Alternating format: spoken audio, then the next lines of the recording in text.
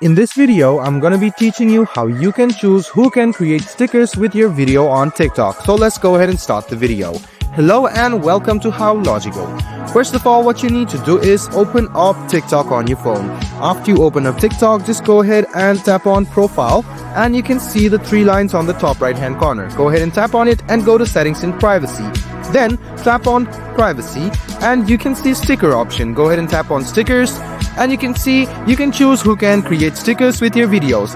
So if you want everyone to have access to your videos and who can create stickers from your video, just go ahead and tap on Everyone. Or else, if you don't want everyone to access your videos to make stickers, but you want to access only your friends and followers who follow you back, just go ahead and tap on Friends.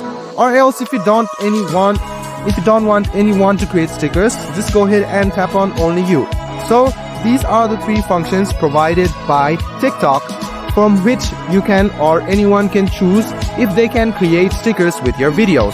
I hope this video was helpful for you. If you still have any kind of confusion, please do mention us on the comment section down below. Like the video, subscribe to the channel and do hit the bell button for more. Hope to see you in the next video as well. Until then, goodbye, take care and make sure you enjoy.